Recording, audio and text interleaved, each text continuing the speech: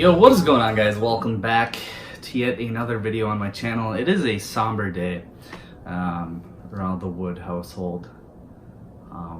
It's 2 years. It is a 2-year anniversary of losing my late wife, Jana. And I made a video last year around this time. I was in much worse shape. I decided to put that on camera for the sake of real and raw. And like, I made a video this year and I was kind of talking about stuff, and I haven't made one since, and I'm not sure why. But I felt compelled to turn on the camera again today because it's year 2. It's a big day. It's a big anniversary day, and there are many profound writers in the movement of grief and widowhood who talk about not getting on the anniversary train. And I definitely got on it, but not in a sense of where I focused on rumination, on letting things really take their toll, if you will. I never, I didn't go perusing through every single picture I had of Jana today. I didn't read text conversations. I looked at some pictures. I kind of started just thinking about memories that made me smile. Looked at points in our life that made me very grateful for who I am today. Her getting me sober, her seeing me in her last couple days alive, working the program that I attribute a great deal of my sobriety to this date, and just the big ones, getting married, meeting each other, going on our first date, where we went. I mean, all those things that are held so near and dear to my heart have gotten me through today. Am I mourning her loss? Yeah. I'm the only one home right now. I've got a roommate and a girlfriend who lives with me, and I'm the only one home right now. And I oddly was sort of fearful of what I might feel alone. And actually, I'm really enjoying being alone tonight. I just got to sort of, in this day, sit here and feel this. That is one thing that year 2 of grief has taught me, is that there is no magic bullet. So there is no drug, there is no activity, there is no one thing that is going to just take away your pain.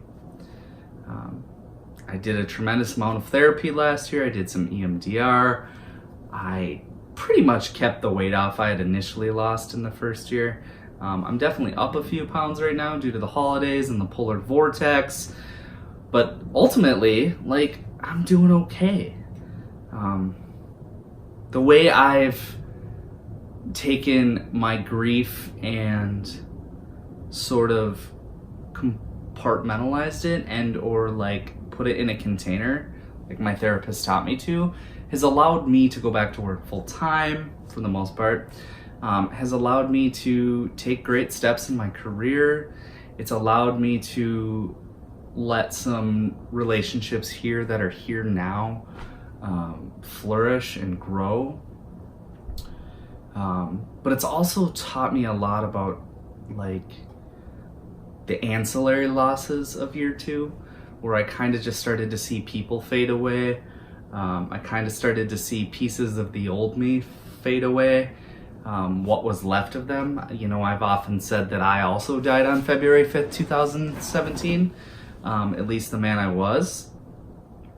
And the things that Jana instilled inside me, the qualities, the memories of who she is, was, and will be, with me living on her legacy, I guess give me a sense of peace inside.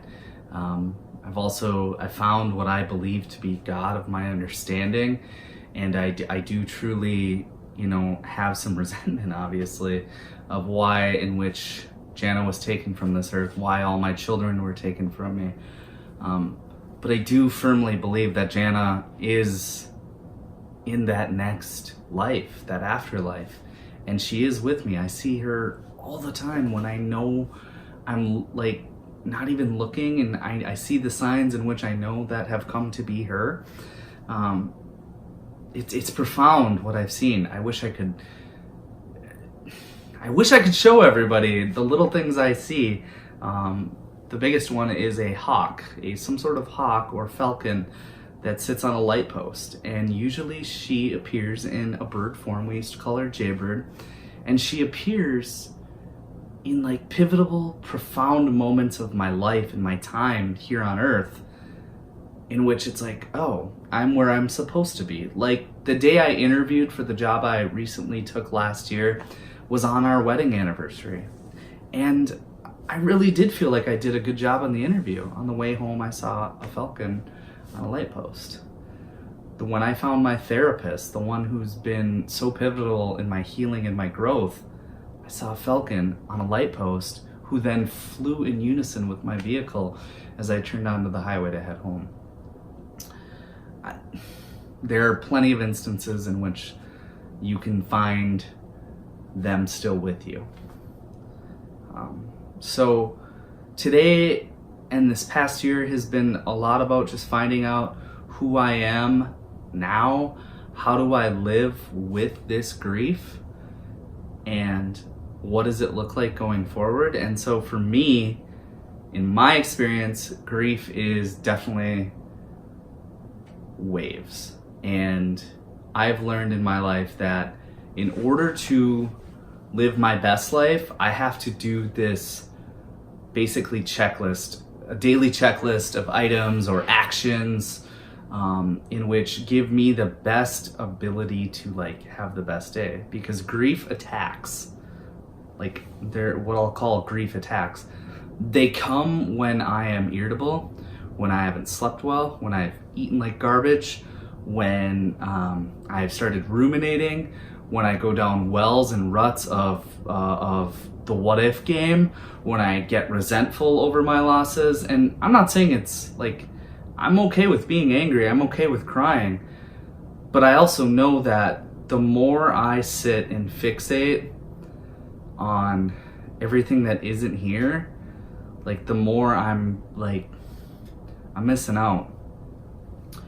And so I'm totally mindfully trying to take everything I've learned in the last year and kind of put it up here and put it in some paper and kind of get back to just understanding life again. Year one was such a haze, a fog, shock. There's some numbness all of year two.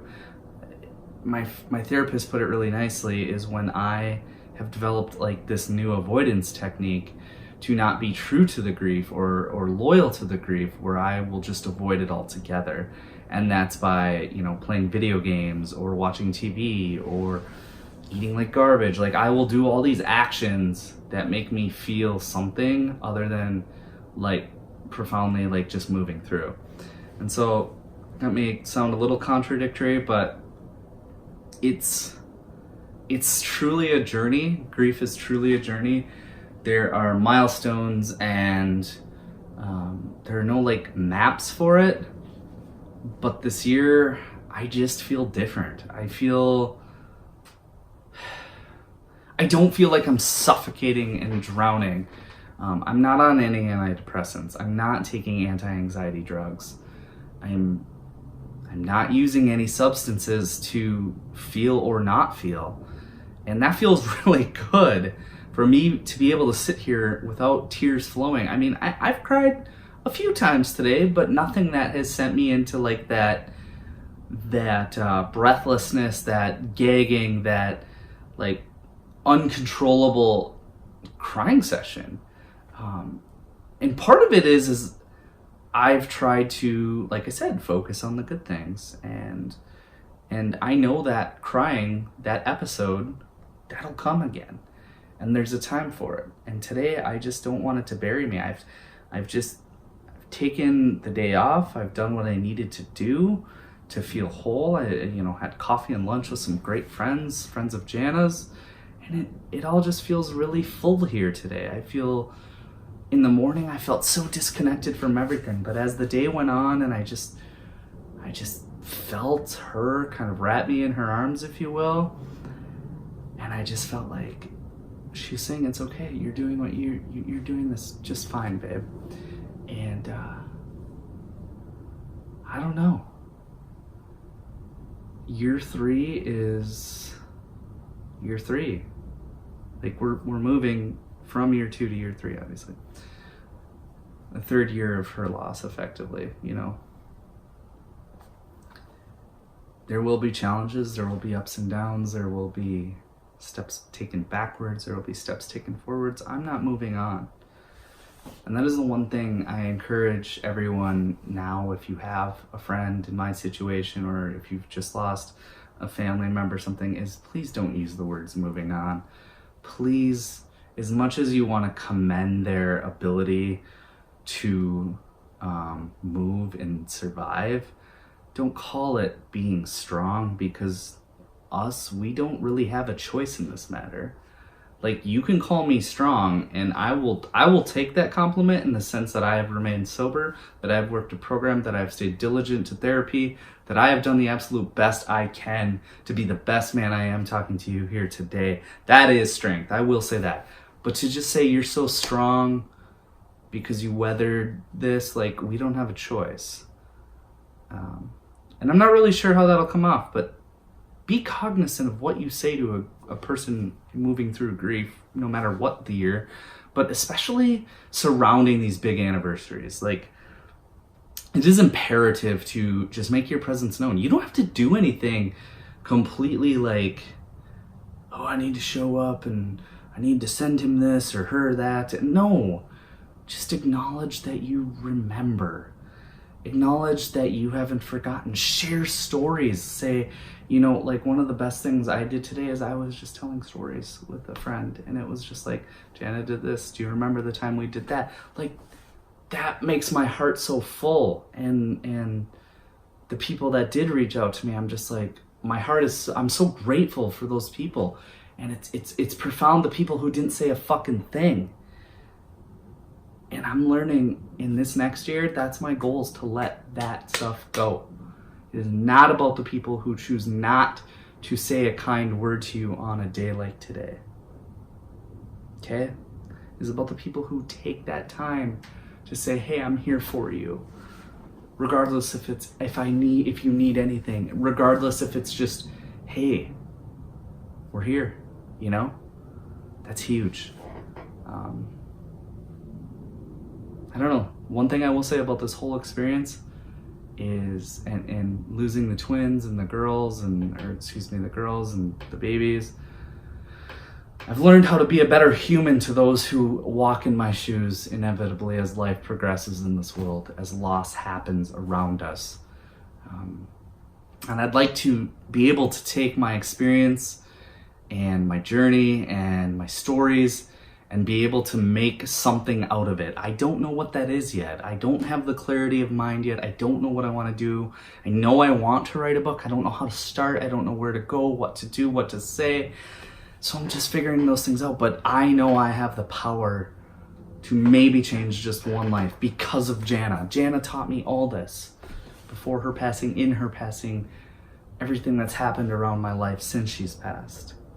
And so I'm leaving this video with a overwhelming sense of gratitude for my wife, and for our time together, and for each and every one of you who have stopped to watch whatever amount of time is recording on this video. And those of you who have hung around, those of you who are new here, thank you so much for stopping by. Please share these videos. I'm always an ear for people, so again, grateful for the memories, grateful for the experiences. And I love you, Jana. Year 2, we out.